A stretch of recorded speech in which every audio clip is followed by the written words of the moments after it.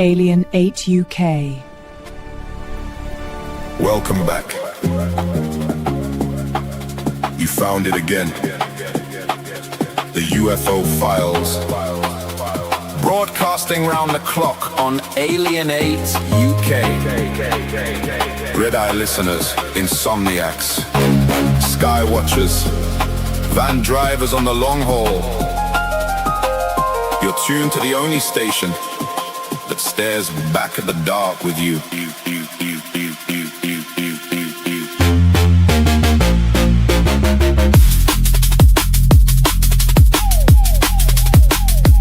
24 hours, we circle the same old questions. Lights over the north, shadows over the south. Phone lines open, headphones on, blinds half drawn. I got case notes spread like takeaway menus. Highlighters bleeding through until sunrise. Coordinates scribbled on coffee stained napkins from a truck stop somewhere near the East Coast. We don't do jump scares here, we do the long stare out the window at 3:33 a.m. when the estate's asleep and the sky feels too crowded. You call in with that voice, half whisper, half there. First time chatter, long time watcher, and the hairs rise on every neck in frequency range. Maybe it's satellites, maybe it's stories we tell, so we're not alone in these flickering terraces and rented rooms. Either way, keep your dial right here. This is the UFO Files.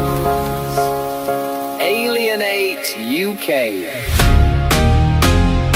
All night, every night.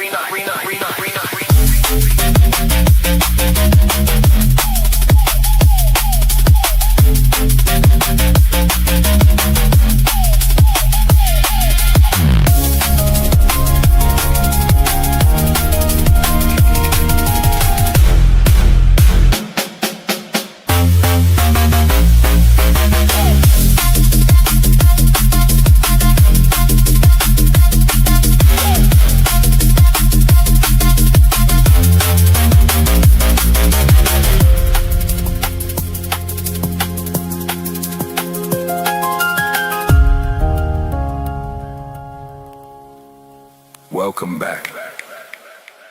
Signal acquisition initiated. Cross-referencing anomaly archives. Pattern recognition complete. Aether 8 online. Proceed. Super Chat and Super Stickers are now active. Join the Alien 8 UK community now. Share and subscribe for more. Hello. Welcome to Alien 8 UK on this melting Monday evening. Melting Monday. There we go.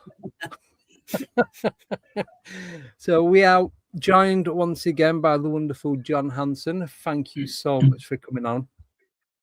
Always a pleasure, kids. Yeah, always good. Always a pleasure. Yeah. So John sent me some images late last night, early this morning. So I was gonna pop them up, but if you just let me know as and when, then Oh, what part of the archives are we delving down today? I always find it fascinating delving into our archives, John. Well, I should have bought one of the files, but I just bought some of the journals. And in actual fact, the first one we're going to look at is the Bufos Journal around about 1982. And can you see that going up? Yeah. Can see that. Yeah, and that was put together by a chap living in the same area as Shirley, oddly. But I just thought I'd mention this. This is his editorial viewpoint. And he says it's the volume 1, number 1. I think I might have given the game away a little by telling you about what year it was, but let's just see what he says. It is indeed an enigma in itself that so many individuals can be actively involved in research and investigation of the same subject and yet be so totally different or even indifferent to others. It is a fact that in many instances, ufologists, British ufologists in particular, are their own worst enemy. The cry of government cover-up is a familiar one when the finger of guilt is pointed at what many regard as the main culprit for restraining UFO research. But for every secret government file on UFOs, many more remain outside their possession. Self-protectionism and go-it-alone attitude does more harm to our cause than any government can. It is through the pages of this journal that Bufos calls upon all UFO groups to show a united front and offer help to others when it is asked for, and worry less about what fills magazines and more about facts for the ultimate benefit of us all. Yeah. Many magazines today display for all to see the dirty washing of intergroup wranglings and clashes of personality.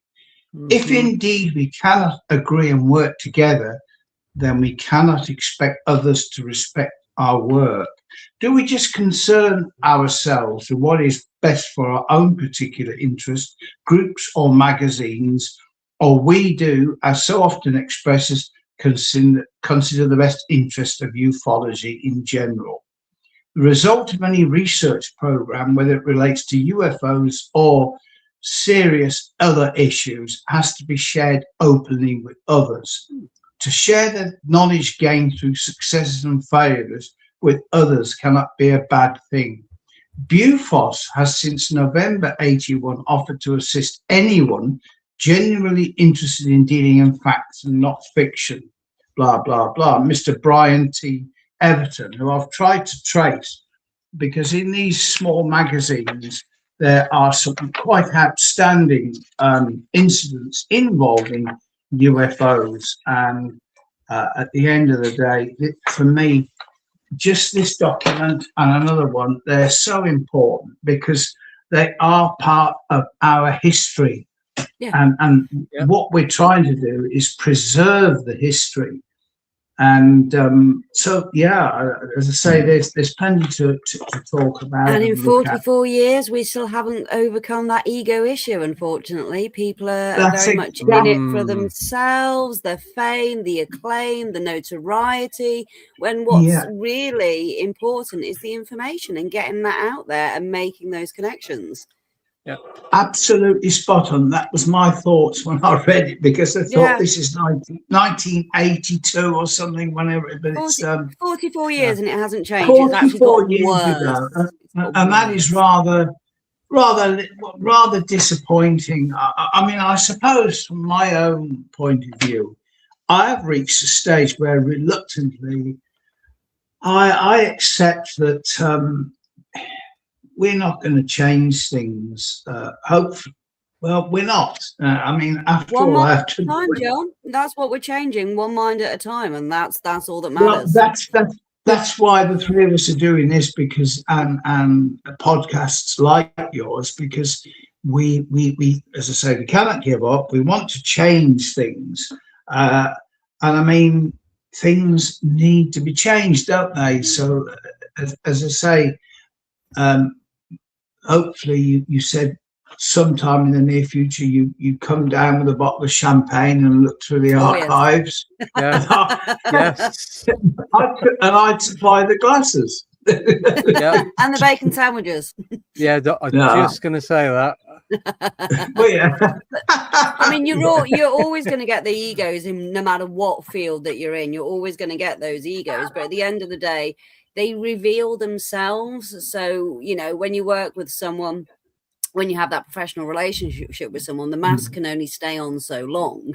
So it's a case of, if all they're interested in is their self-promotion, they're going to get a reputation for that quite quickly, because we are a discerning bunch. We have to be in the field that we're in to separate the wheat from the chaff, so to speak, when it comes for information.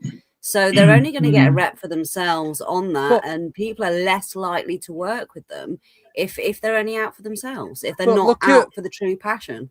Just quickly, the conversations that we had before John came on, and then when John, I'm not going to name the names of particular people that we've worked with in the past that have shown their true form. You well, could be said absolutely. one, really, to be fair. Sorry? You're Go on, right. One has to learn the hard way, unfortunately. I always remember years ago thinking, well, here I am, an ex-copper, and I can deal with big people within the UFO business. But I came unstuck quite a few times because I did. But as I say, you can only learn from it. God, yeah. And you want to trust. But, that's the thing. You want to be able to trust and think that people have got the research at the best interests at heart, but not always. Nope. 4 times it's happened with this channel. Has it? People trying to take the channel over, and it's like, definitely not happening. They wanted the password to it, and this is when it was just getting going. It was like, probably didn't even have 100 subscribers. It was, think it's crap now. Go back 4 years ago, watch it then. Well, you didn't have me then, Andy. No, exactly. Well, it was just, but people there, they're like, I can do this for you, I could do that for you, and they promise you everything, and then straight you just see it. You can see what their real intention is. It's like, nah, not happening. It's like I said with John, it's happened a few times. So happens all over the field, and no matter what field you're in, there's those that collaborate and there's those that clamber over each other. So I'm more the collaborative type of person. Work together, share the information, build each other up, lift each other up. So, but those that need to clamor, then that's down to them. It's karma in the end, dude. Karma in the end. Oh, that's it. Well, exactly. I agree. A flyer I came across, actually, I'd never heard of the guy. Have you heard of Trevor Marriott? Name rings No, a I bell. don't think I have. He's a retired British police detective. I actually found him on the internet and sent him an email. He hasn't replied, which of course is up to him. But this is the flyer. This is the myth. Ah, yes, mythical mysteries. No. Still none the wiser. Sorry. Now, anyway, he is a retired British police detective, The Real Truths, and he's covered the Bermuda Triangle, Mary Celeste, Lord Lucan mystery. Wow, that's going back a few years. Wow, it's going back a few years. Mermaids, Yeti, King Arthur, the Apollo moon landing, fact or fiction, and on the back is a tour itinerary. I presume it's the places he's been to and lectured, but we are talking about 1, 2, 3, 4, 5, probably about 50 places in the space of 4 months, where he has spoken at places like Customs House, Memorial Hall, Guildhall Theatre. And I thought it would be conducive to both of us if I could, in fact, contact him just out of interest, because I've never heard the guy before. Anyway, do you want me to talk about a particular case? As you started with the 1982 magazine, have we got any cases from there? I'm feeling nostalgic. Let's have I've got a question about a particular case, because something very similar that happened with him, but I'll wait till later on. I'll get the ball let John rolling. do his thing first, and I'll leave it to the end, John, so don't worry. It's one that Darren told me about. All right. While you guys are talking, you know these spheres, like the Booger sphere, these spheres of silver light and all the rest of it. Apparently, NASA are developing one to go around the caves of Titan and underwater and stuff like that, called Spark. So they are developing a spherical-like unmanned drone. Which will fly, but they said they're going to be using it to explore Titan, and it will be part of the Dragonfly project. So it's in the R&D stages at the minute. But is this what we're seeing? This is a thing. So when the Booger sphere first come about, I was thinking it reminded me of something, and I couldn't remember. And I was just thinking Flash Garden, but it wasn't. The movie Phantasm. Phantasm. and the yes, the silver orb that just follows everyone round, and it's like it's got the camera in it, like the one in Flash Gordon has, and Ming's watching everything that's going on. So that was the back Langoliers. That's all I'm going to say. Is the Langoliers. back in the 70s, 80s. Yeah. So what? How long ago was that, Abbie? 50 years ago. Yeah. And that was years moving. ago. So imagine what they've actually got. It won't surprise me. I just found it very interesting that now that NASA are looking to develop this kind of technology, this spherical floating orb drone technology that they want to use to was that not explore other planets. Was that not like, we'll send this one out, we won't, when someone finds it, we won't say anything that where it's come from, like the drones in New Jersey. Yeah. Right. Yeah. We'll send it out, let people look at it and do that, and then we'll back engineer one, but we won't even bother going retrieving that one. We'll let whoever finds it keep it.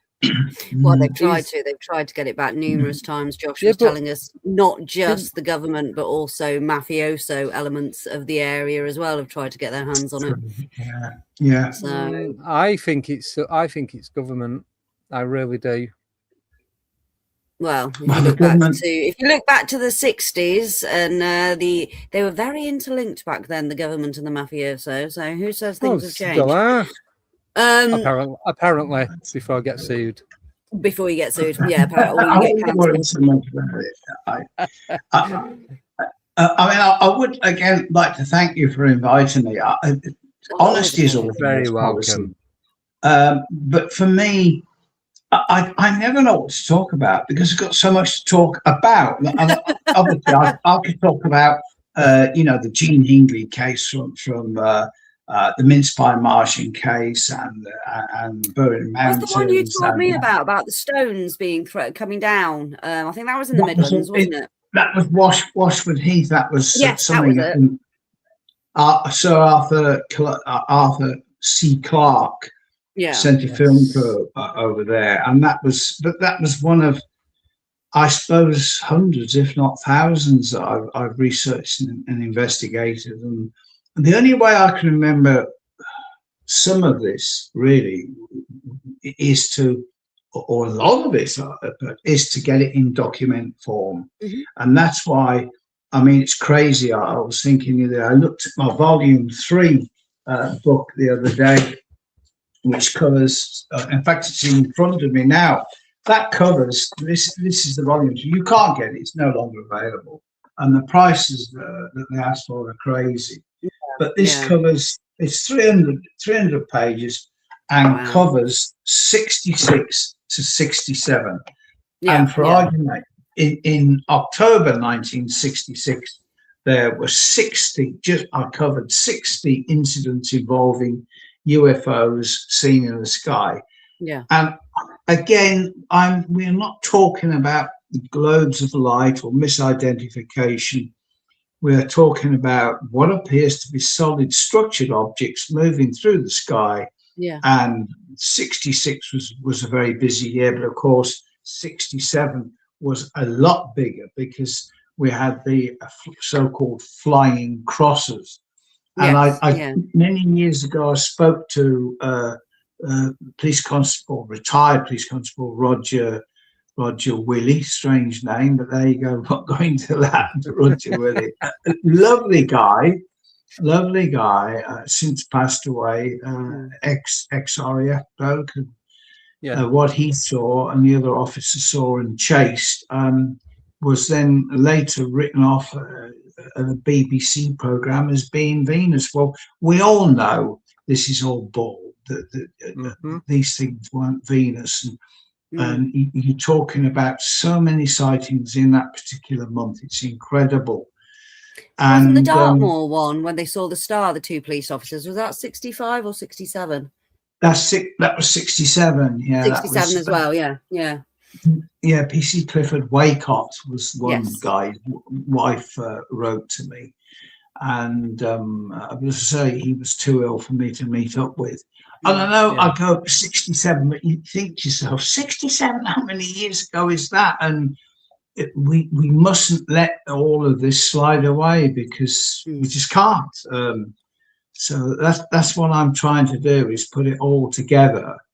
And also the original, some of the, we spoke about Roy Lake last time I was doing it.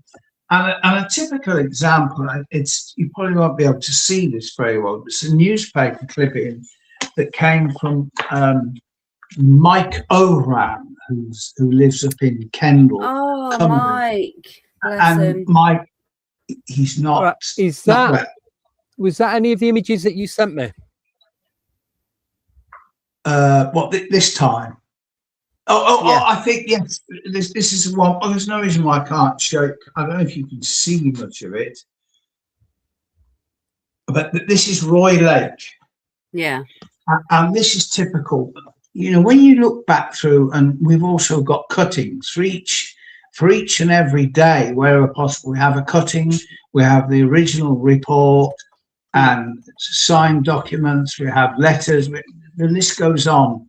I actually quite enjoyed putting it together. But in this particular newspaper cutting, this was the Rainham Echo, February 1974. And it starts up with, "Look up for Roy. The man next to you could be a Martian. The invaders are here and now walking along the streets of Dagenham and Barking. So says our own star, Roy Lake, or UFO as is known to his friends. Father of three, Roy became interested in UFOs. He spotted one near his home in Parslow's Park, Dagenham 7 years ago."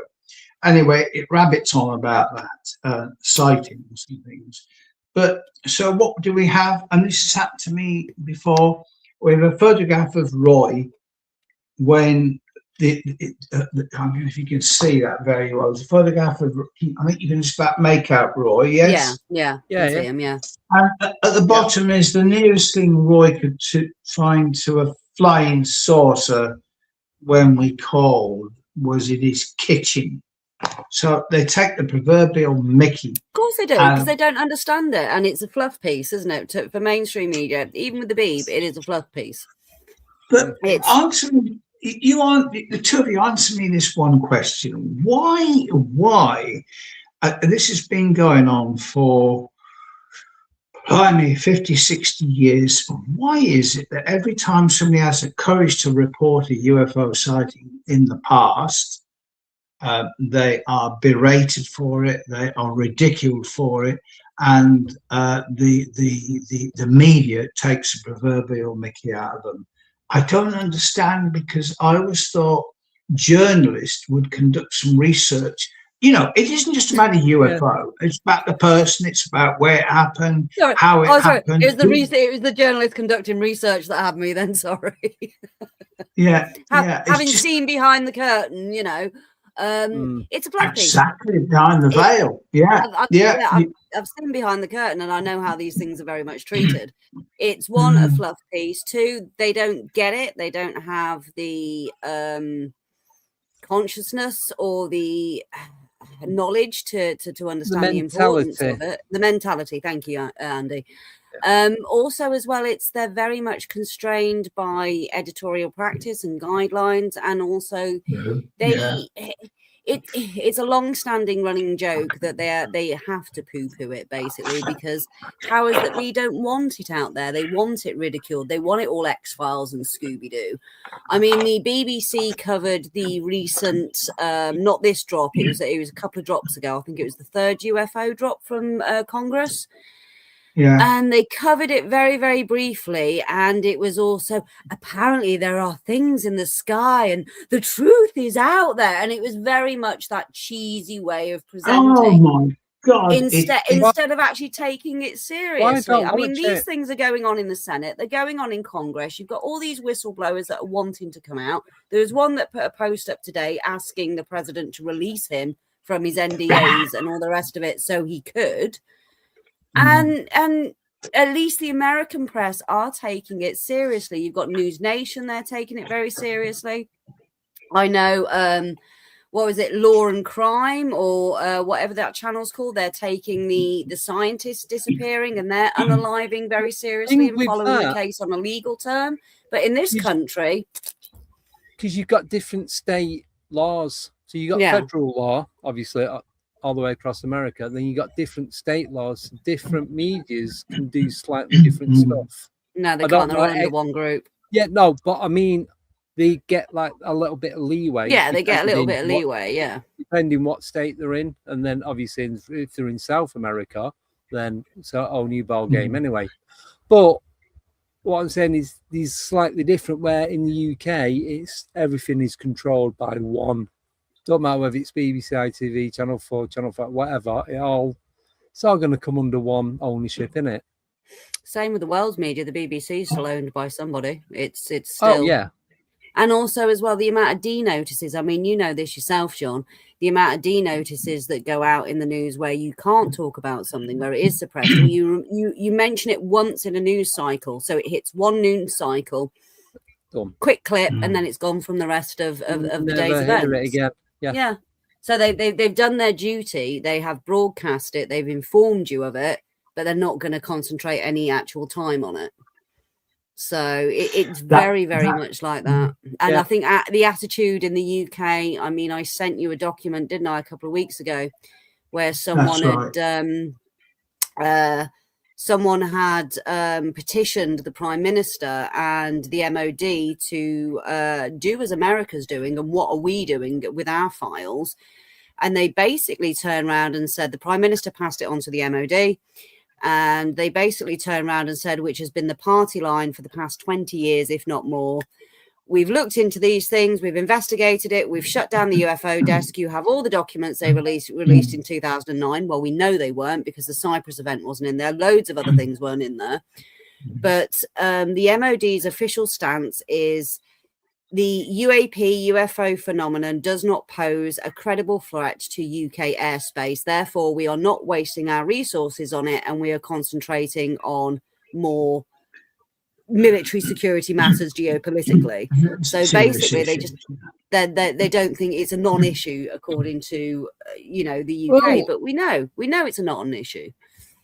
Well, have you just going on quickly onto politics a little bit? Did you hear what happened just after our new Prime Minister was in charge? He got supposedly the leader of the US, one of his secretaries, got in touch with him, and he told him loads of information, and it wasn't even them. It was a scam. That doesn't surprise me. It was on the news today. And I'm like, oh my God. He's only been in charge for a couple of weeks. And he's, he's leaked out information. We don't know what the information is. Obviously, they're not going to tell us. But if you go back and listen to BBC Radio 2, it was on there this morning, because I listened to that for the traffic. Just so I can get home quicker, basically. But it was on there that he was having like text conversation with this person. It weren't them. Oh dear. So that's very interesting. Who's going to slap his wrists though? The Queen, the King? You're joking. But when we go back to disclosure, because it's on everybody's minds at the moment. Yeah. But people like yourself that have spent enough time researching and educating yourself about the subject will you already have, I think, have come round to the opinion, like I did many years ago, that let's say they do release the files. Well, I mean, I would say in England alone, if enough research was done, I think I can actually identify probably at least 2 cases a day, every day, for God knows how many years, where structured objects have been seen in the sky that were not made by man. Yeah. So this has been going on for a long time. And even if they release the files, Well, it's not. So what? This is what I'm saying. So what if they release the files? They're not going to say to us what they are, where they come from, and whether there's been any cooperation or interchange. Or no, that's not going to happen. So, but the trouble is, there are the Eisenhower Agreement. Then that's right. That's right. Yeah. So. Well, that's the thing. For me, it doesn't matter how many more videos, how many more photos they release. It's just different place, different time. That's all it is. And like I John want to know just about said, crash retrieval. I want to know about non-human intelligence. I want to know how much they're spending on this. You know, we want to know where they're coming from, why they're coming here, what they're doing, who they are, and what is being exchanged for information. What are we giving them for the tech that they're giving us? We know what it is anyway, but beef burgers, mate. We know. And we're not talking from that funny clown man either. No, with the mutes, you're getting beef burger, you're getting Angus steak, that's what they're getting. And plenty of ranches of it. But it would reshape our consciousness. It would make us look at things differently. Everything. Religion. And that's why not? That's what we want. Because we need that. Yeah. Sorry. They'd lose control. Well, well, exactly. This is why I've said it. This is why I've said it before. We could talk natter and natter. We could talk about cases here. I've got, we've got something seen over at Greenfield, wherever that is. Full report here. We've got things like in Devon and Cornwall, pulsating triangles, diamond at Oldham. And this is just in a 3 or 4 page Bufrost journal covering just a few months. So these things have always been active in the sky. And, but right, going back to Churchill days, Churchill did not want people to know about these things, and nothing's changed. No, you look at 1979. But he was heavily interested in finding out what they were. Well, yeah, look at Lord Clancarty in the House of Lords, 1979. I've got his book, and I mean, some of the very interesting things that he brought to the attention of his fellow MPs, but they took the mickey out of him, and because poor education of the chosen subject, I accept, because we all had to start sometime. But like yourself, I just want an answer, because it's going to change our life, but shouldn't it? Something's got to change our lifestyle. We need the way we're going. No, as I say, one mind at a time, John. One mind at a time. Now, with all your archiving, especially recently, with getting everything together with Mike, getting all Mike's Aurum stuff in, are you starting to notice different patterns and trends throughout the archive in different cases and similarities between things? Oh, absolutely. When you visit yourself, you will see by the size of each file how prolific UFO activity was on that date. Shirley and I have had to split some months because 300 or 400 pages of UFO reports can only be fitted in one folder. So we have to develop, we have to split it into half a month. Other months, in the main, going back to the 40s, the sky has been prolific with reports of UFOs, and people's lives have been changed. I sent you a photograph of the this is the lady here. I have to get a new pair of eyeballs, I think. This is June. Yeah, that's June. Now, what happened was that on the 4th of November 1967, bearing in mind the book I mentioned to you just covers 2 years. 5 lights were seen. This is 67 November. There was a heck of a lot in October. 24th of October was the peak. That was the police officer sightings. But it wasn't just the police officers. There were other people that saw it. But anyway, on the 4th of November, 5 lights forming a cross or diamond in the sky were seen heading over Ladder Edge near Leek, Staffordshire. Now, I have no doubt, I don't know who that witness was, but because I haven't got a name that's come from a report. But I know that later the same evening, 15-year-old Christine Branch, she had no problem remembering what she saw. This was over 35 years later, but I suppose it's probably about 55 now. She said, I saw 2 stars, one hanging above the other in the sky. The lower one then moved around until it was above the other. At this point, my friend Pat Payne came out. We watched as a bright beam of light came out of the top, followed by 2 small beams of light from its side. Now, here we are again. You know me and the 3 lights and the triangular object. So there's 2 small beams and a bright beam of light. We called out the neighbours. We watched it as it moved up and down in the sky at various heights before eventually moving away. So that was at 4:30 a.m. At 8 p.m., an engineer from Reigate, Surrey, sighted 5 bright lights moving horizontally across the sky. Then at 9:30 p.m., this is the interesting one, Mr. M. Chad and his girlfriend were driving past Cut Mill, Surrey, when they saw a glowing object pictured left. That's the object they saw. I don't know whether you can you see that? Yeah. It's like a blimp, isn't it? Yeah.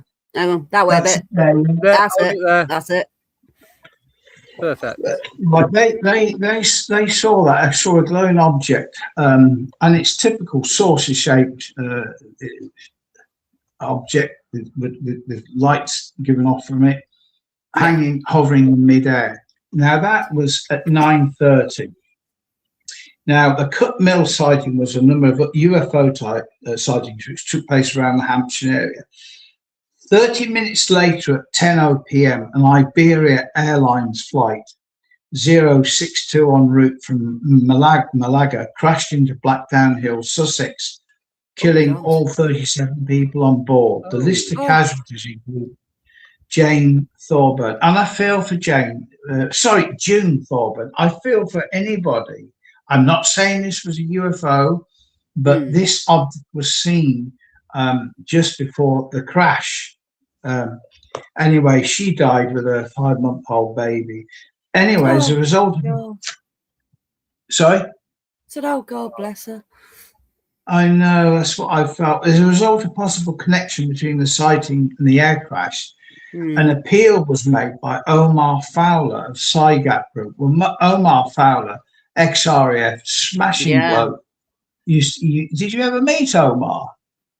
I spoke to him, but I don't think I met him face to face. But I spoke with him years ago. Yeah, he's lovely. I met him at Gordon Creighton's funeral many years ago. But anyway, apparently the plane had been cleared to descend from 11,000 feet to 6,000 feet.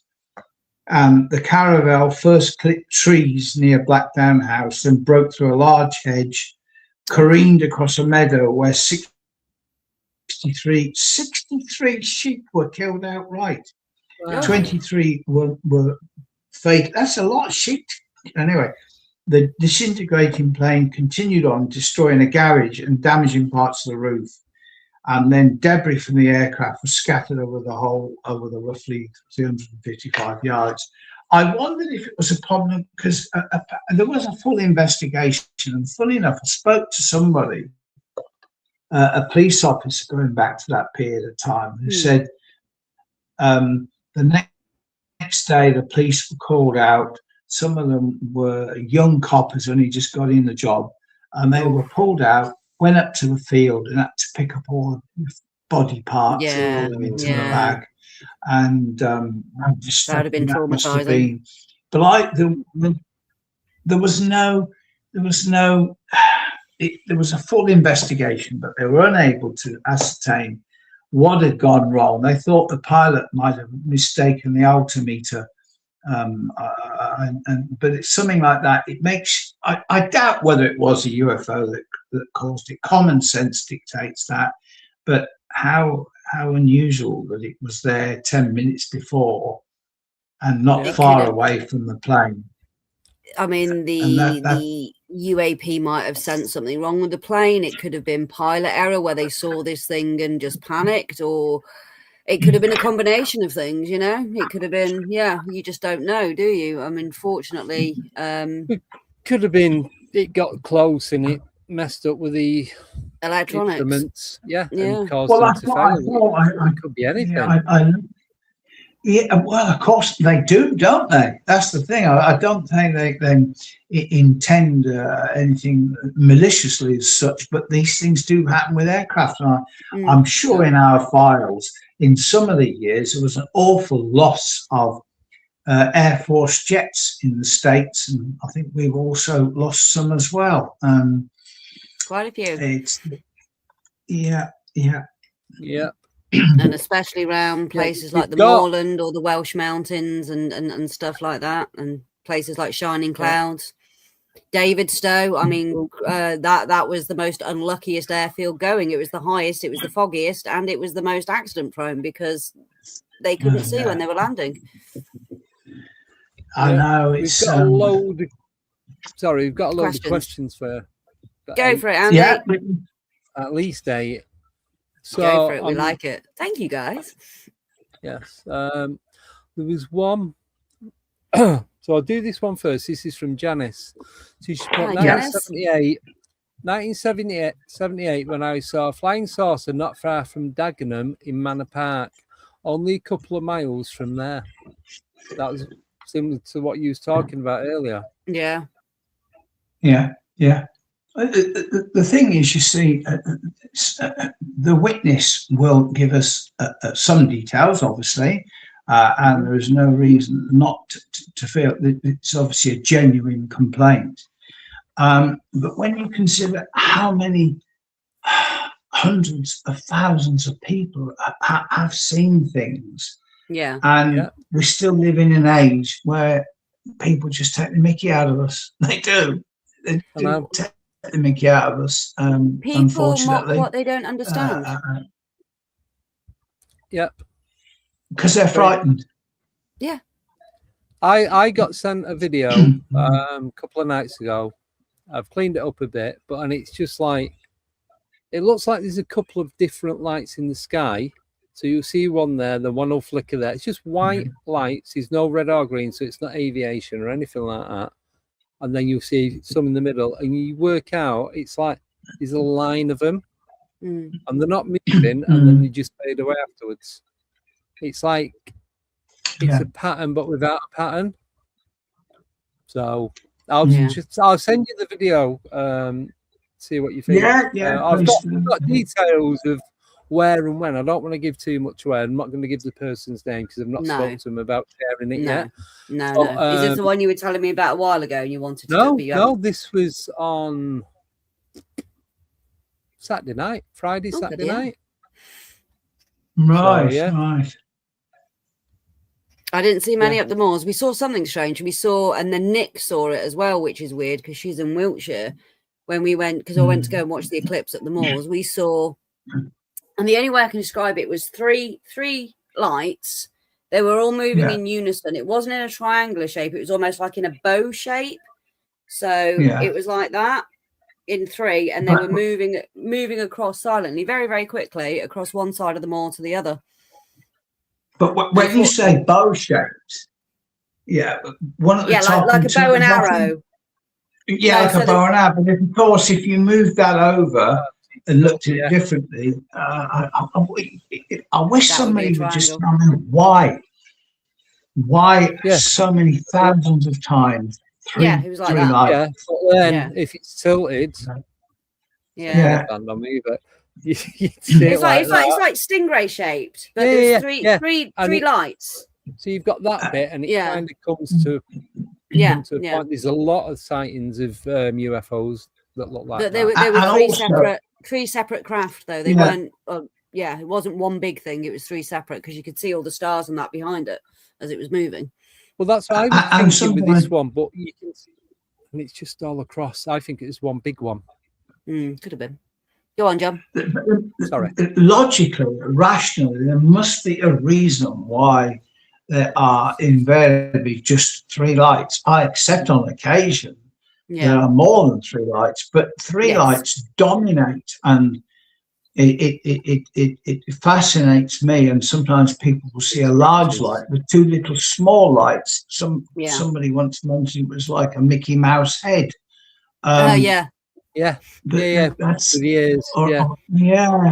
With the ears. But so many people have talked about these. Maybe. I was just going to say, maybe that could be the frequency. The frequency they use of 3 lights to get into our dimension, or it could be that's all that's can't speak. That's we are third dimensional. That's all that's visible in our dimension. Could be. So they could only show us part of what the whole setup is. Oh, we thought we saw something in the distance after the eclipse, a white sphere going in the background, and I zoomed in. Guy with his kite. So that was debunked. Wow. But, at first I was like, oh, during the day on the ground. Oh no, someone with a kite. Well, when you talk about the eclipse, Shirley rang me up actually, and it was on a Wednesday night, wasn't it? Yeah. And she said, I was doing the filing. She said, don't forget the eclipse. I thought, oh, crikey. So I went out there and I looked at it. They say you shouldn't look at the sun. I looked at the sun and I squinted with my eyes. I saw it. I could see the shape of it. Anyway, I looked for about 4 or 5 seconds, then gave up. And then for the next 2 hours, all I could see was red splodges everywhere. And Shirley, I know, and I really thought, bloody hell, have I actually buggered my eyes up? You can't be doing that to your eyes, John, because we need you for archiving, mate. Well, I did it. I was blind for about 3 minutes. I was stood there like that, just holding my phone up and looking at it through my phone as a viewfinder. I used one of the eclipse glasses over my camera and zoomed in and took that's right, proper cool pictures of the eclipse. Fascinating. Showing off now. Showing off. Are you going to be you might, it's conceivable that you may be here for the second time, the second eclipse. Is it in 80 years time? No, there is another partial one as strong as this one in 2050, and then the next total solar eclipse in this country is 2090. So don't know if I'll be about then. I don't think I will be. I'll just let you watch the eclipse photos instead. There you go. We'll do your eclipse photos instead. Yeah, there we go. Right. Just say, there you go. That's from the future. Yeah, cheers. Yeah. Now we've got Laughlin, Nevada. Right, this is the I can't even Entertainer. My God, this I don't know whether you can just get a glimpse of that. Oh yeah. There's very poor light here, isn't there? Anyway, leave it back towards you a bit. If you hold it nearer to you, we'll be able to see it a little bit clearer. Yeah. Oh, I see. Oh, God. There we go. There we go. Spot on. Perfect. All right. Well, that's 2008, and this was a UFO Congress Convention and Film Festival, 8-day event at the Aquarius in Laughlin, and some very important people were there. Richard Dolan, Nick Pope, many others, and so that was 2008, and that is from Mike. That is certainly very interesting indeed. Yeah. But I will just mention another case which always fascinated me was Carl Beverly Farlow, and he was great bloke. That's in there, and you see. Yeah. Next time we do this, I'll get a light because this light is poor, and it's all right. We're ad hoc today. It's a bit of ad hoc. Yeah, I did. As I say, I did speak to him. I visited him some years ago with another gentleman. And Yeah. anyway, he was driving his six-wheeler lorry along the main A338 road to the New Forest, 4 miles from Ringwood. Now, I'm sure I mentioned Ringwood before. Anyway, he was on his way to deliver a cargo of Arga cookers. As he neared the humpback bridge close to the Sopley turnoff, the lights and radio of his lorry failed, although the engine kept running. He saw an egg-shaped object with a whitish air at the bottom, moving slowly across the road from his right to the height of about 20 feet. Again, Perfect. Yeah. Can you see that? It's sort Yeah, of, yeah. Yeah, perfect. I promise you next time we get a better bloody light. Anyway, that's not dissimilar to what was witnessed a few days previously over Cut Mill, Surrey. Anyway, he said, I shall remember it to the day I die. And sadly, of course, she's passed away some years ago. But Carl said it was sort of magenta in colour, beautiful. The smell was like ozone, very strong. It came across and stopped, contrary to what people have said happened.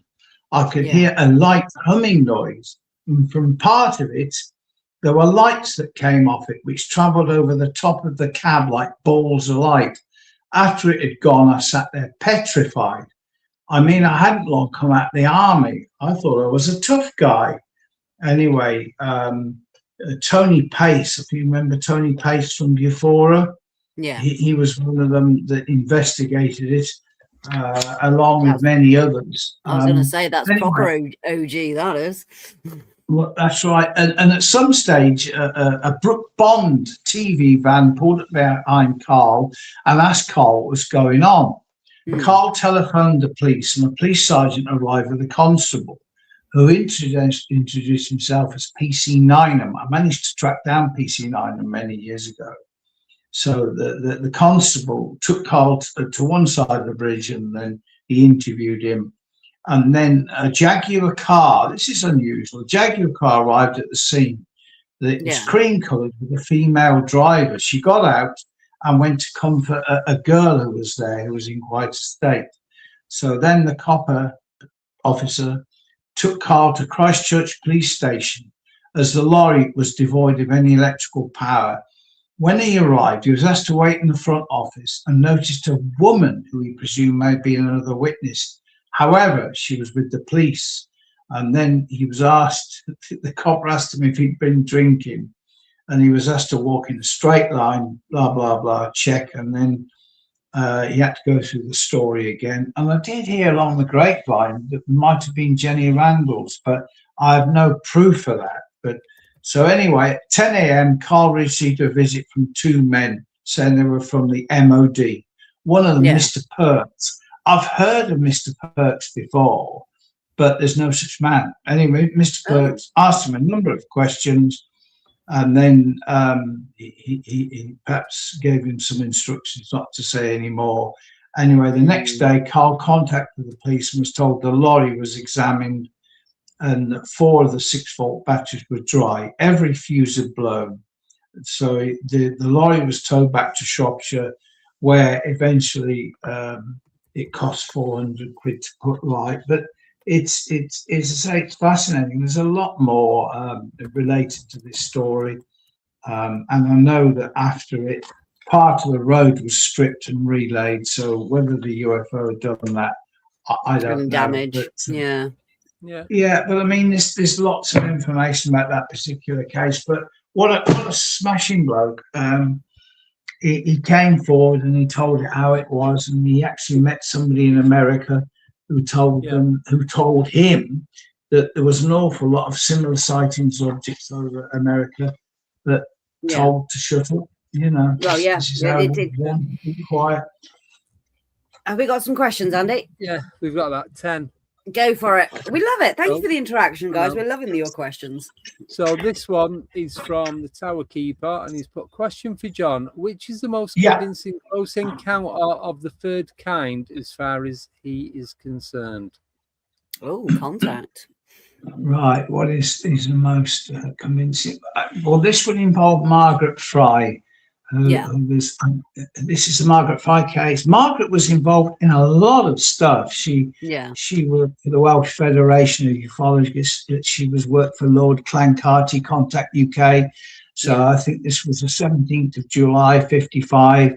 She came across this object that was hovering, a saucer-shaped object with three spheres set in the bottom, forming a triangle, just hovering over the road.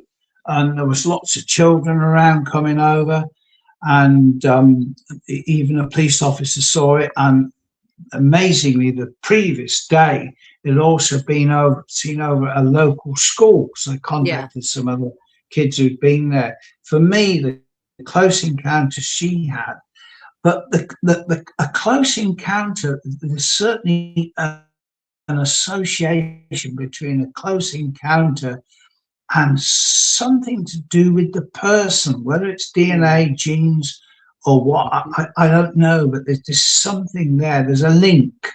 And of course, then I mentioned about the Mince Pie Marsh and many other sightings. The one in, there's just so many. I've written 22 books and covered tons and tons of sightings and close encounters, even involving the police. It's just, and a lot just will be amazing. Proximity, I guess, as well. You'll be covering a lot of that in the book Proximity. Well, I've got Proximity 2 to do, but what I need AI as a robot to help me, because these I've said, well, it's going to take us about another 4 or 5 weeks to finish the archives. Then what I've got to do is make an index of each file, what's in there.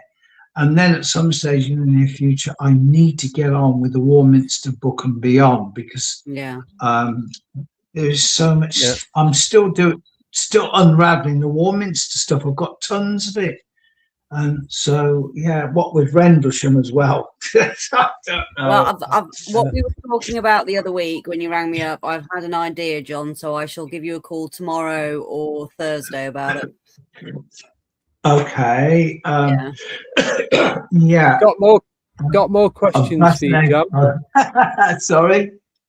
We've got more questions for you. Smashing, guys. This is from Darren, Baby with a Laser. Baby Darren, we call him from now on. So, hi, John.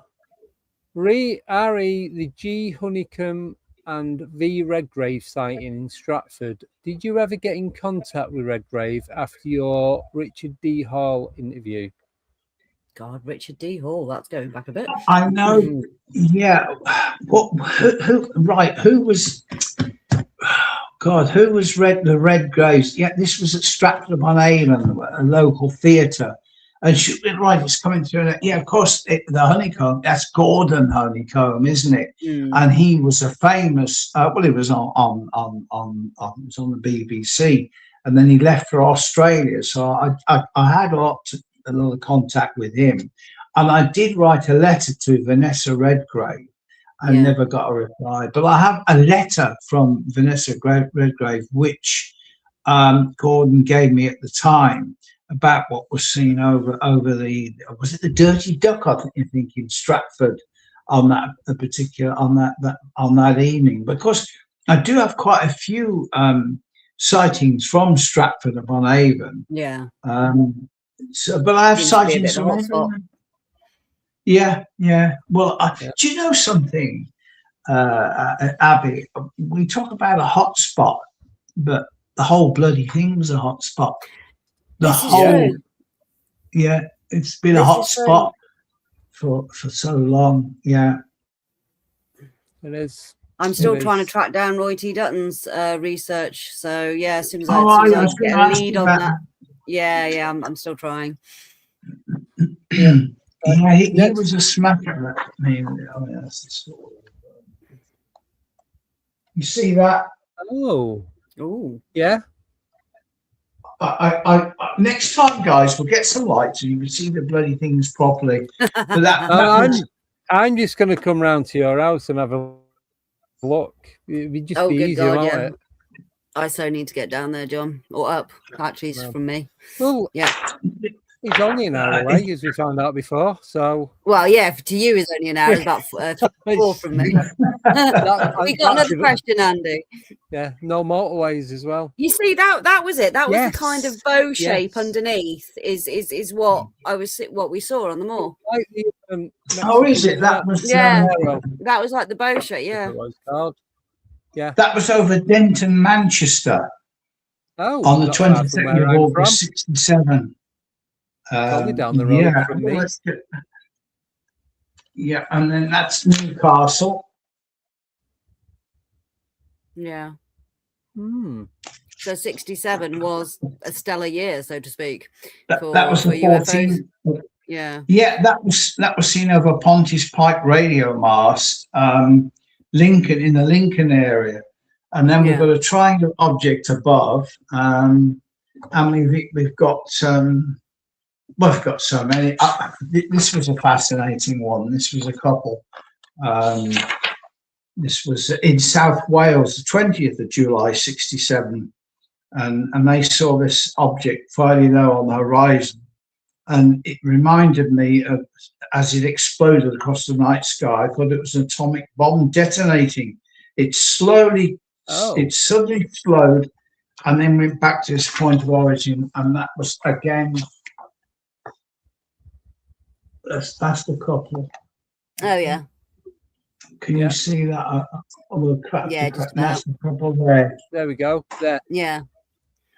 Yeah, that's a couple there. So all of these people, and this is just 2 blinking years. I mean, Yeah, they probably do, Simon. You're right. Darren wants to know if there are any other celebrity cases, John. Oh, well, celebrities. Yeah, there was Toya Wilcox. There was actually my favourite was Betty off Coronation Street. Oh God, yes. Faye Turpin. Yeah, hot Betty. Betty, Turpin and her sister Frida. They had some well, again, they had some fascinating sightings up in the Manchester area, and her sister Frida was psychic. So a lot more strange things happening there. But I've got a lovely photograph from the ladies, and I always say I sent Betty Turpin a book. Didn't she live out near George Bank over that way? She did, yeah. Thought she did. Yeah, that was, and well, of course, there are others. I mean, for me, I always wanted to get in touch with some of these famous people because it's fascinating. Anybody and everybody has had sightings. And I've spoken to people in groups, but anybody famous? Donald Trump. He's got some photos. We saw. I'm not going to name her, but we saw a Downton Abbey celebrity at the Crop Circle conference, and she was sat behind us, and she was very interested in the subject. But so, that's quite normal. I think everybody's interested in the subject, but there comes a time when you've got to be careful. I mean, look at Robbie Williams. It always annoys me that I sent Robbie Williams books and I never had a reply. I appreciate he's a busy man. He's originally from Wolverhampton, which isn't far from here. Yeah. But I suppose what I asked for, I'm not interested in money. I'm not interested in fame. I can imagine Robbie enjoyed the books because he's well into the subject, isn't he, Andy? Well, he was on with Paul Sinclair. He's friends with Paul Sinclair and a couple of other people now. Yeah. Yes, I'm aware of it. I'll talk to you after the show, John. Yeah. That's what I'm going to say. Yeah. Yeah, we know who we're talking about, but we'll do it off air. Yeah. And the people in the chat will know as well, but I'm not going to name names. I don't want to broadcast it because it's somewhat private. Have we got another question, Andy? I've seen something flashing up on the screen. Nearly swore then. So next one is from Dan. John, have you had any official visits to warn you off, or even passive official visits? No. The only thing I have had is interference through the postal network, which happened many years ago to a number of UFO researchers. Yes, they did. Yeah. And which is bloody ridiculous, because all you got to do is open a letter, look inside, reseal it, and send it. But it formed part of intimidation, and that's not. Yeah, so nowadays people get hacked instead of their mail being stolen. Well, that's right. I mean, a lovely lady that passed away recently, Emma Waite. Not Emma Waite. Get it right, John. Elaine Waite. Used to be. Hold that thought about Elaine Waite, because there's a question coming up about her. Oh, go on. Really? Bring it up now, Yes. then, Andy. I can't really? leave it to the end. Yes, because that's what is something similar happened with me, and I've got all the stuff in front of me. Well, say it now as we're talking about it. I've got two more questions. I want to do them first and Oh, leave go that on then. last. That was hurry up then. So this is from Delamere1, and he's put, "Hi John, nice to see you again. The mainstream media hasn't the intelligence to cover such subjects seriously. I must admit, our local newspaper back in 1998 did a 3-page article on the Burmarsh." Right. Wow. 3 pages. That's actually quite good, to be fair, on that incident. Well, I have a whole file on the Burmarsh. You do. I do, and of course I won't give his full name, but Chris from the Kent group carried out a thorough investigation. He gave me all his papers, and yes, there was interference. There was bogus officials and threats as well. And threats is pretty standard to this, but I doubt whether it's the Men in Black, as people have suggested. It is threats, and to well, I've had situations where people have even been threatened after they've been to the police, and also they've gone to the media. Look at the one in Wincanton, Somerset, all those years ago. Can't think of his name, but they saw an object that landed, and the BBC turned up, and then he had a phone call to say if he didn't keep his mouth shut, it's something they would kill him, and that's not uncommon at all. So that's how it is. But they just don't want to get out. It's harder to do nowadays in the days of social media. Well, and of course everyone's got a it is, camera on them and stuff like that. So it's very, very hard to intimidate people that way nowadays. So I suppose they move to discrediting, don't they? And dinging up stuff about you just to make you seem like a crackpot. So you saying you've witnessed this, so we're gonna drag something out of your embarrassing past and slap that everywhere. So it just they do it with everyone and everything. Footballers, musicians, actors, a lot. Yeah, it's just, it makes money, doesn't it? So they don't need to do it anymore. They don't need to intimidate anymore, because they've achieved what they set out to do. Yeah. So that's right, to keep it under the wraps. Yeah, that's it. Right, one more question, and then. So this is from Stephen Cullen. 1970, William Schaffner pilot sent to intercept a UFO off my neck of the woods, Flamborough Head, Yorkshire, went down in the sea. Oh. Yeah, William Schaffner. Now, I think that Tony Dodd researched into that case, and I certainly covered it, so I remember it, but I'm sure Paul Sinclair would know it back to front, but I do remember the case. Yeah, that's right. I'm just thinking. Yeah, thank you, Steve. Yeah, Nigel Frapple. Yeah, Frapple. Correct. Must be Steve Wells there then. Yeah, remember. I couldn't see Steve Wells. I bloody could see it now. Yeah, I couldn't remember his name, Nigel Frappel. And there was a lady just down the road that also saw it as well. But Nigel Frappel, what a smashing bloke. And Steve, as good as gold, he and I think Matthew Williams interviewed Nigel Frappel last year, some years after I interviewed him. And yeah, fascinating. Matthew Williams still going, bloody hell. Yeah, he is, yeah. Sorry. Right, so Elaine White. Go on. Elaine White. Oh, wait, sorry.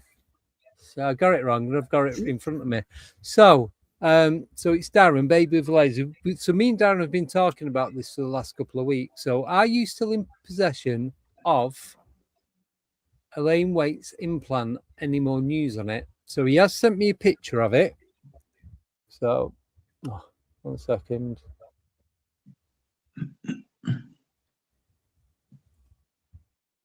Yeah, that's the picture. That's the one you showed me. Right? No, I haven't got it because I did explain before.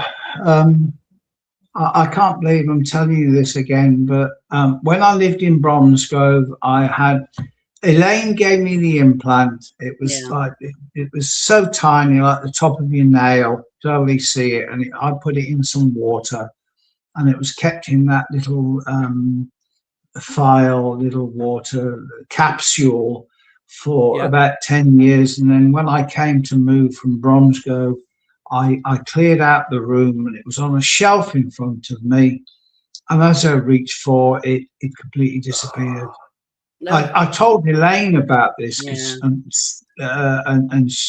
well, what can I it is the only thing that's ever happened to me. I've had sightings. I've filmed UFOs, but for something to disappear in front of me because I stripped the bed. Dolly Saffron's had the same, though, has she? Dolly Saffron's had the same. You've had the same. Well, this is it. I've not told John about this. Have I? You think you might have, but go for it again. So that he's lost his wallet. No. Oh, that happens every day. It's always empty. So it doesn't matter. I bet it. So I pulled something. Go on then. Sorry. That's right. I pulled something very similar to that out of my left nostril, and it is about the size of a grain of rice. It was hollow in the middle. I put it on the bedside table. This is going back about 13, 14 years ago. Yeah. I put it on the desk at the side of the bed. Hands were covered in blood. Thought I'll have a look at that in the morning. In the morning, gone. No blood, nothing. And I was thinking about it the other day. Like it does sound like I could have been dreaming when I did it, but I know I wasn't, because the person that I was with at the time, we was having a conversation about what I was doing, and actually I had to tear the membrane from the inside of my nose to get this piece out to get it. And my nose was sore for about 2-3 weeks afterwards. Yeah. But I knew at that I just had to get it out my nose. Don't know why. There's loads of stuff going on in and around the house with shadow people, UFOs, anything and everything you can think of. Full body apparitions, noises, stuff moving, poltergeist activity, the lot. And I just put it down, just reached over, put it on top of the desk, left it. It wouldn't roll off. If it did, then I didn't find it again the next day, and there's no blood trace, nothing.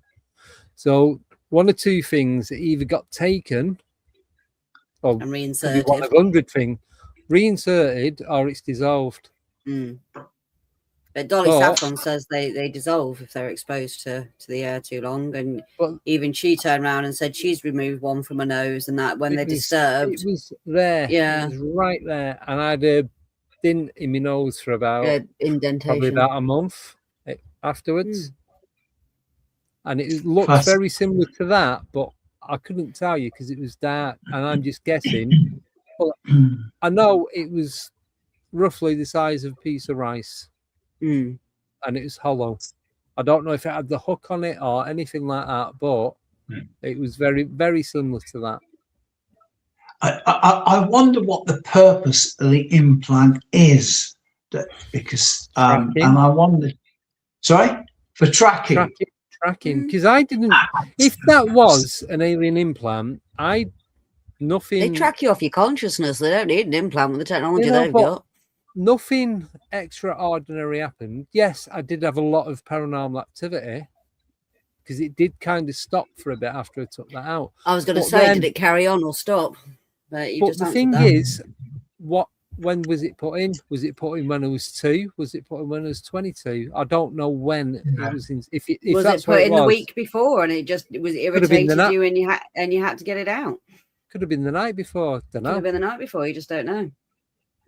But the fact that it wasn't there and there's no blood evidence, nothing. The only confirmation I've got is my partner at the time. We was talking about it because it's like I need to get it out. She goes, "Don't we put light on it? It won't make a difference. I've got to get inside my nose." Unless, you know what I mean? It's like It's not. you have it's as not much the light as you pillow, want. I can't see not the where normal I'm going. pillow talk you get, is it? Really? I've got to get in and get it out my nose. So I just needed to get it out. And as soon as I got it out, I put it on the side, fell straight back to sleep, gone. Yeah. And then next morning, woke up 9, 10 o'clock, whatever, because I weren't working at the time, and it weren't there. Don't know what it was, don't know where it went, don't know why it would even be in there. That's the thing, isn't it? I mean, that is the evidence. Of course. And the other thing as well, I've only ever had 2 operations. Well, at that point, I'd had 2. I've had 3. I've had one more since when I had my hernia op. First one was when I was 6. I had my tonsils removed. And the second one, yeah, we won't go there. We won't go there. No. Yeah, but surgeons and doctors and stuff like that are told actively not to reference implants, aren't they? And if they come up on scans, X-rays, and stuff like that, this was the other thing. They're kept. I'd had secret, 2 so to speak. I'd had 2 MRI scans, but they was both on my lower back. Yeah. Well, mid back and then lower back because of damage from the lumbar spine, and so they're not going to look at anything anywhere else. They just concentrate on where they're told to look. Yeah. So they would have picked it up anyway. And if it's non-magnetic, then it won't even make any difference. They won't even know it's there. Especially as I think on occasions the body can manufacture itself some strain, Bit of cartilage and stuff like that. Yeah. I've had bits of bone coming out my arm and everything. You get, as you get older, you get cysts and stuff. You do. No, I was only like 24, 25. Oh. And it's like I just pulled it out with a pair of tweezers, like a bit of bone or something. I could feel it coming out from under my skin gradually. Well, then, I've got an idea. Next time we have a talk, why don't we talk about implants? And I'll go through the. I'll show you. First of all, I'll get a bloody light so we can see what's going on. But I will give you many images. Some of them are squares as well, and we can. There's so many stories and people I've come across that have had these things. And as far as I'm aware, I don't have one. As far as I'm aware, and I'll keep it to that.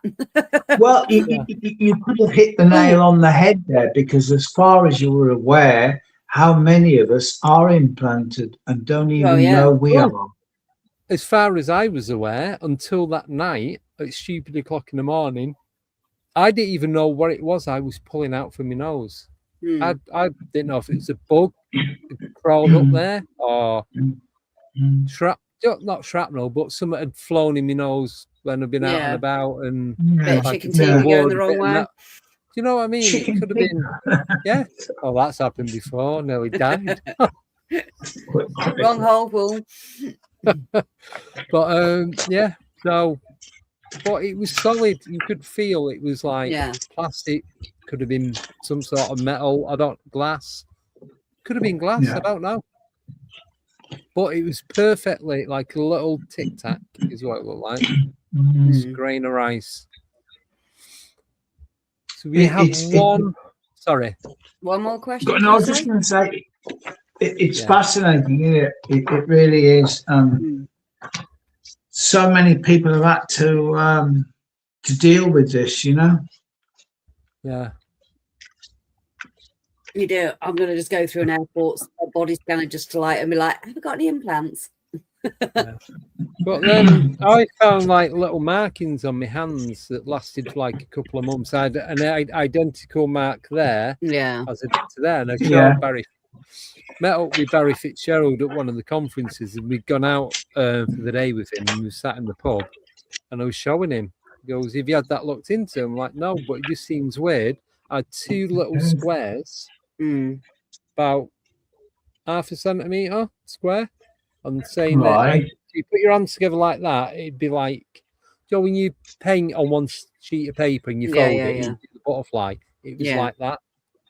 There's me, Simon, and Barry, and I've shown them both, Right. and it's just, and then they've gone, just Mm. a couple of months later, vanished. So I don't know what that was about either. I remember More sending implants. Mike Oram weird photos of markings that I was getting on one of my legs at one point. Yeah. And, yeah. Oh, there's another Yeah, night. Oh, sorry. Go on, John. No, I was just going to say, I do remember in conversation with Fran the other day, and I will chase her up on this, but they send her our did. love. I will. What a lovely lady, and Cheers. they as I say, they've had a few reports, and one of the stones had 3 wires coming out of it. Oh. So hopefully they can find that. And I mean, people think to themselves, "Oh my God, they're so important, these things." But when you have so much of these things, and it's easy to, sometimes it's crazy. You can lose them; they disappear. Oh, yeah. And sometimes they're meant to. You're not meant to keep hold of them, so they will disappear. That's right. Yeah. Yeah. But if anyone wants to have a look at Mike's work, his book "Does It Rain in Other Dimensions" is an amazing read. It really is. You can still get a copy of it. But yeah, as a contactee, he had some experiences, didn't he, John? He really did. That's right. 18th of June 1994, 2:50 a.m. Been sleeping in the living room with a mattress on the floor. Problems caused by old back injury, blah, blah, blah. On that night, I had a strong feeling something was going to happen. And as I say, at 2:50 a.m., I awoke suddenly, instantly, looked at the clock at 2:50, scanned the room to see if I had company. Nothing there. Then something quite wonderful happened. A golden funnel came through the window. It reminded me like a little trombone. The larger opening was inside the room and the outside part looked smaller.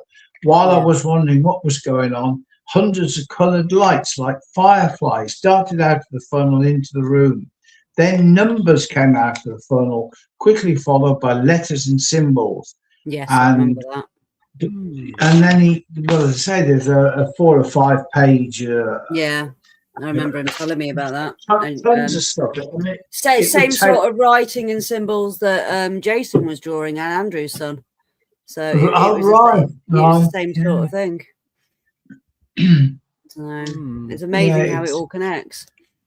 I just quickly, sorry, Dan just messaged me. Have you had any pinprick markings on my hands, like in a triangle? But I've not. I have woke up. I had that on my leg, and that's what I sent to my forum. I had a pinprick there, and on the index finger, and one on the other one. So that one was there. I woke up in the morning. I thought, what have I done that? I thought I must have caught it on some at the side of the bed. And then throughout the day, the one on my right hand, it just evolved throughout the day to become identical to the one on the left. 2 days later, you can say, devil's advocate, Occam's razor, insect bites, but this wasn't a bite. This was a cut. There's no inflammation around it. No. And I wear these mosquito bands, so they work for everything. Telling you need to get these. No, but you have to play devil's advocate, though. Yeah, but the fact that that one, I could have scratched it on the bed and grabbing my phone or something in the night or going to the bathroom. But the fact that one started off tiny, it was still small anyway, but it got to the same size as that, and then they stayed there for 2 days, and they were gone. There's no mark afterwards. There's no red inflammation around it, so it weren't a bite. There's no antibody Mine, fighting going on. I had pinprick triangles, but they almost look like tiny little bruises about that big, and they were just bright purple, and they were always in a triangle, and it was always in the same place on my leg, always the same place. And there's no way I wasn't walking into like a big triangle thing. So it's No, just no, where no. are these coming from? But that is, I mean, this is a crazy conversation because most people who have little knowledge of the subject would think we were off on trolleys, right? I understand that. But when you look at the evidence and the facts, and I've looked at so many people that have had close encounters with these objects, and why a few days later or even a few hours later, they find these triangular marks, 3 dots forming a triangle. I mean, think about it. These craft are often seen as triangular. So how on earth can you make that association between the objects themselves and the triangular marks on the bodies? But this is not particularly uncommon over the years. So you can't make head nor case. I didn't know where they were coming from. I'm like, what am I doing? Poking myself in the night in a perfect triangle on the inside of my thigh? It's like, what's going on? Yeah. And the thing is, though, whenever I get bit or bat, I very rare, but even the time when I fell off that bridge, I didn't have any bruises. I just cut my elbow. That was it. I don't bruise. So. Oh, I do, like a peach. Yeah, I don't. Anyone's like, if you see but if I'd have injured myself, it wouldn't have been a tiny little thing because I bruised like a peach. It would have turned into a massive, but like the one on my leg. Yeah, mine would go like it swell up and go red, and a couple of days later, it just might go a little bit yellow. It doesn't go like the purpley black bruise. It goes a little bit yellow as it starts dying down again. But like, looks a bit like I've got jaundice, but that's it. It doesn't get any worse than that. No, and they're only ever tiny little bruises that I get anyway. Teeny tiny. But yeah, Mike was brilliant. He was about it, you know, because that sort of thing can scare someone. And you know, he was ever so compassionate about it, and he just told me to keep an eye on it and keep an eye on my experiences. And we just used to talk regularly about it. One more question from Simon. Other Simon. I don't know. Simon, can you change your name to Other Simon or Simon number 2 or something? It just makes life easier. So does John think Valiant Thor is real? Valiant Thor? Yeah. I'm sorry, you'll have to explain what it sounds like. It's a guy that came down and claimed to be an alien from is it Venus or somewhere like that? Goes from Asgard, so you know. Well, he claimed to be an alien from another planet. Well, I can't remember. Extraordinary claims need extraordinary backup. Yeah, it was Venus. Yeah. Yeah. He claims to come from Venus, and he predicted this stuff and just claimed all these. Melted if he came from Venus. There's no way life can survive. Well, not that we know of it. It's slightly. I mean, you think it's hot out there at the minute, Venus. Bloody hell! But if he managed to change his frequency for a portion of time, you don't know, do you? We don't know what. Well, we don't know what they're capable of. We don't even know what we're capable of. They must have very asbestos skin, put it that way, to live on Venus. Well, I couldn't comment on a question like that because I know little about it. Presumably it's been on Facebook quite a bit in the social media.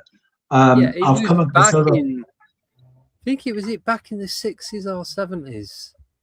Well, I must have missed out that one. Was it? It's like the guys that claim they've traveled through time and they've come back and all these things are going to happen and things never happen. And it's just, Yeah. They're called TikTokers.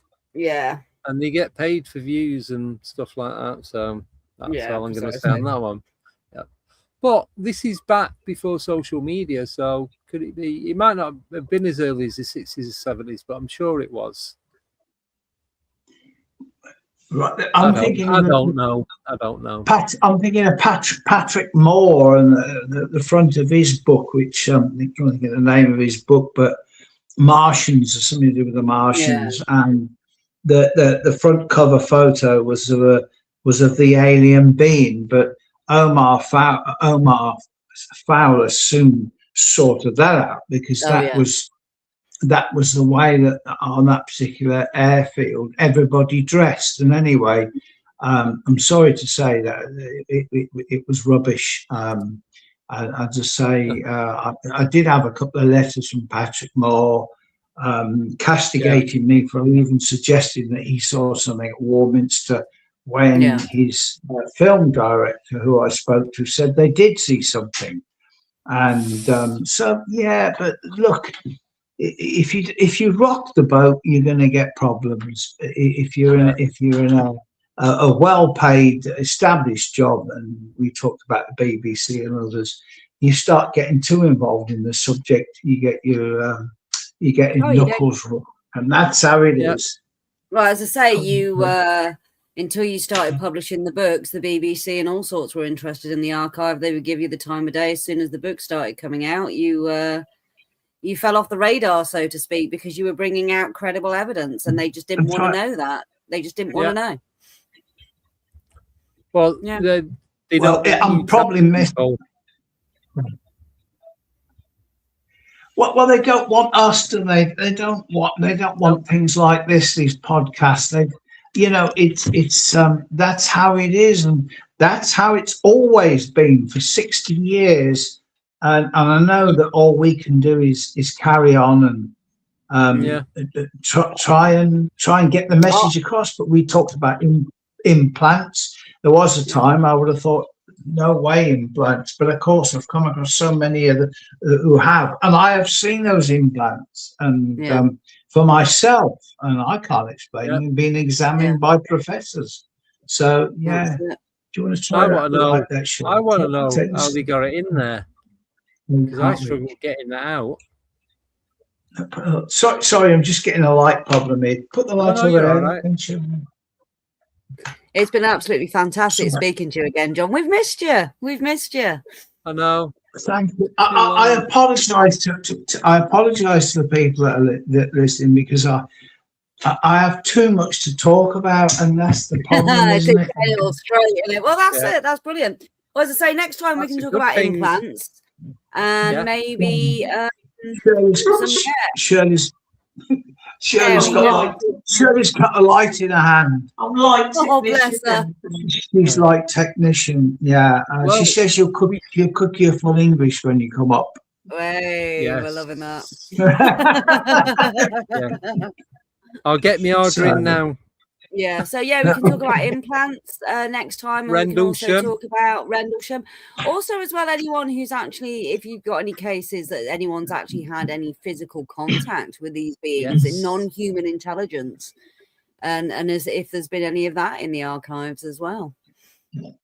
Yeah, well, we promise you some quite interesting material. Also, as well, Considering the Americans won't do it, with crash retrieval, how about the Welsh UFO crash? That's what I've shown you a bit of before. Yeah. 1970. Wait, what are you talking about the Berwyn? Yeah. Which one are you talking about? Berwyn, 74? Berwyn. Yeah, Berwyn, 74, Berwyn Mountains. There you go. Yeah. Oh, right. I mean, I have been there, and I know Margaret and Scott. Well, you want to try Scott Felton, Do you know Scott? Yeah. Scott Felton. Oh, yeah. Yeah, mine's in there somewhere. All right, yeah. If it's real, if it's not. Oh, I don't know. Yeah, but you want to try Scott? I haven't spoken to Scott for ages, have we? Scott Felton. Yeah. But he's a smashing bloke. He even went on to the Berwyn Mountain and made a shrine to Margaret Fry with stones and a little plaque.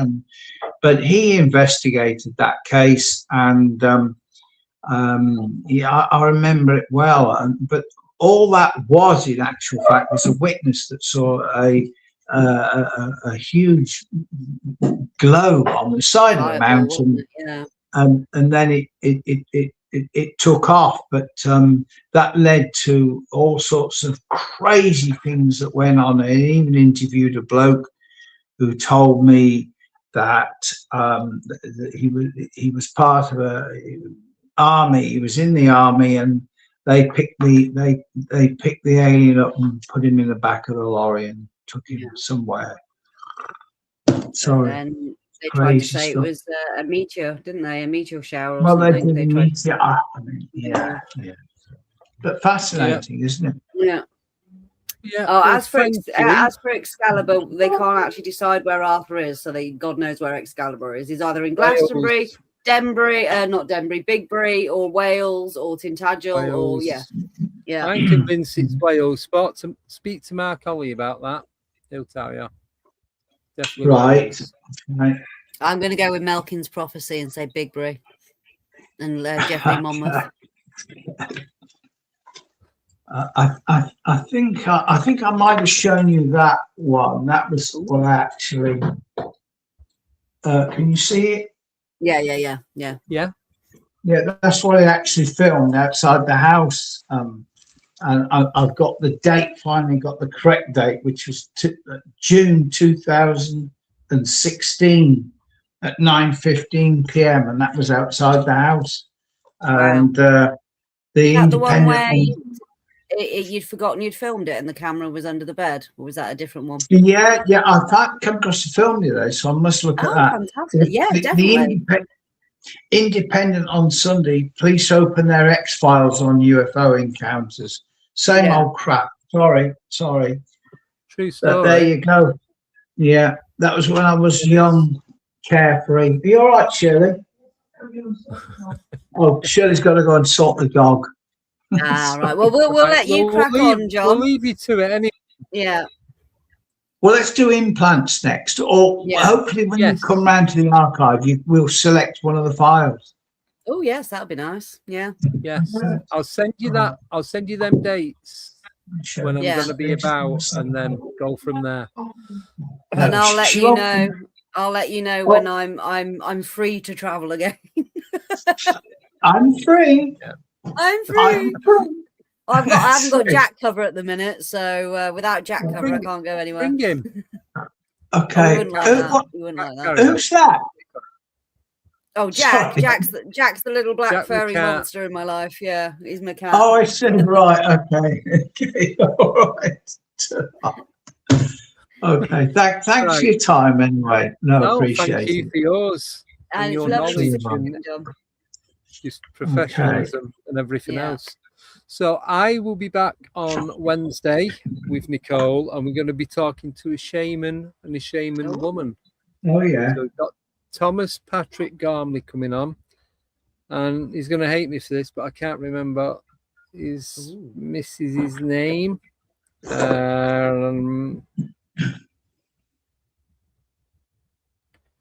She's called. I am listening. I am watching. They do the Wardrundra experience. Oh yeah. Stacey Wills, that's her name. Yeah. I keep calling her Stacey, but I keep getting it wrong. So back on Wednesday with them two, real shamans, by the way. None of these fake ones. On Thursday, if I can say, Andy. Yes. Thursday, we'll be dropping the 8 o'clock Lift in the Veil premiere with Maria Wheatley. So that is a very, very interesting conversation. Yeah. Please give. Sorry, John. Go on. No, I was just going to say, please give her my love anyway. Oh yes, I will do. Yeah. And I know we saw Lucy Pringle as well. It was lovely. Oh, it was lovely to see Lucy again. Yeah. Just quickly, on the 24th, we are all on the Rendlesham. Oh, yes. About Rendlesham. Oh, so fantastic. You're at Rendlesham on the 24th? No, we're going in October, but we're all coming on to talk about our encounters of Rendlesham and what we're going to be doing when we go to Rendlesham. So Dan in the chat is going to be coming on, but he doesn't want to go on camera, which is fair enough. Myself, Abbie, Mike Millward, if he's not working, Ronnie Dugdale, Ronnie. Sorry, Dugdale. Ronnie who? Dugdale. Ronnie Dugdale, did you say? Yeah. Yeah. So Ronnie's he'll come on, and Tim, Codger Crew, and Lynn Murphy. Oh, So cool. there's going to be there's going to be a load of us on screen. Yeah. So we're all going to be talking over each other. Just work out whatever you can from all of that. Hope you're good at lip reading, guys. And then so just quickly, on the 16th of September, you're getting a double whammy on a Wednesday. Oh. So I'm going to be interviewing yet again Vic Cundy from Dogman Radio Encounters Yeah. at 7 p.m. It's the only time that he can do on that day. So that's going to be 7 till 8-ish. Yeah. Then from 8:30 onwards, me and Nicole are going to be on doing our normal reality Cool. check. So And that's I'll going to let be you double. know. I'll let you know when I'm free on a Wednesday because I need to talk to Nick about our recording schedule because I have no idea what we're doing. Yeah. That is the only guest that we've got booked is one Thomas and Stacey this week and Vic Cundiff on the 16th. Yeah. So, and then obviously John and Steve Mayer are going to keep popping up on the Mondays. Yeah. So that's Fantastic. it. Anything you want to add before we do one? Just thank you for watching. Thank you for subscribing. And yeah, hit the Yes. hype. And yeah, it all helps. It Yes, really does Ollie. all help support the channel. Thank you. So it was just over 8,000 on last week. We're now on over 8,500. So thank you every single person. Really do appreciate it. So the numbers are going up, and yeah, can relax a bit. But anyway, yeah, it's all good. It's just we're still going to keep doing it, whether we've got 8,000, 8 or 8 million. Still going to be here every Monday and Wednesday, regardless. So Smashing. thank you, Brilliant. every single person. Really do appreciate it. And thank you to everyone in the chat. And thank you for the mods tonight. Yes. Okay, thank you. Yes. I think that's it. That's it. Right. I'm going to boot us off then. I'm just All right. making sure I've not missed anything before. But I don't think you have. No Don't think updates. No. No. Everything's good. Right. That's it. Enjoy. We'll see you on Wednesday at 8:30. And until then, have a wonderful 2 days doing whatever you're doing. Don't get abducted. And if you do get abducted, find out why they're coming, where they're coming from, and what they want. Yeah. Okay. And Sounds if you good. do get abducted, make sure you're back on Thursday at 8 o'clock to be in the chat. Wednesday at 8:30. I'm talking about mine, not yours, dude. Well, they can bring him back so they don't lose any time. So Yeah. it's all good. That's all right then. What if it's us? We're doomed. There'll be no stream, so it won't matter. We'll astral your Think of ass that. back in. Don't worry about it. I struggle. It's not good. Right. I'll see you later. Take care. Right. Bye bye. Bye. Signal acquisition initiated. Cross-referencing anomaly archives. Pattern recognition complete. Aether 8 online. Proceed. Welcome back. You found it again. The UFO Files. Broadcasting round the clock on Alien 8 UK. Red-eye listeners, insomniacs, sky watchers, van drivers on the long haul. You're tuned to the only station that stares back at the dark with you.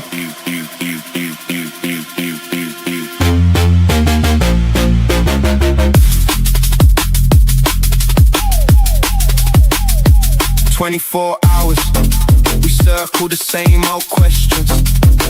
Lights over the north, shadows over the south. Phone lines open, headphones on, blinds half drawn. I got case notes spread like takeaway menus. Highlighters bleeding through until sunrise. Coordinates scribbled on coffee stain napkins from a truck stop somewhere near the east coast. We don't do jump scares here, we do the long stare out the window at 3:33 a.m. when the estate's asleep and the sky feels too crowded. You call in with that voice, half whisper, half there. First time chatter, long time watcher, and the hairs rise on every neck in frequency range. Maybe it's satellites, maybe it's stories we tell, so we're not alone in these flickering terraces and rented rooms. Either way, keep your dial right here. This is the UFO Files. UK. All night, every night.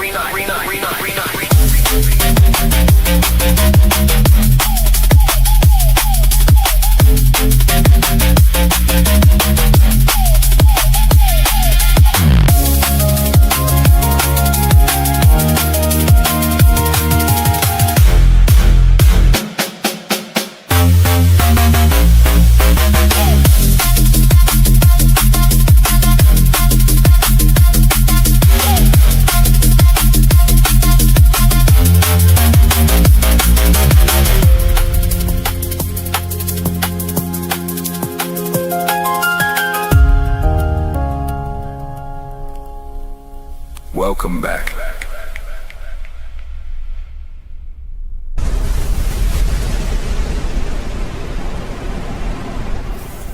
Alien 8 UK.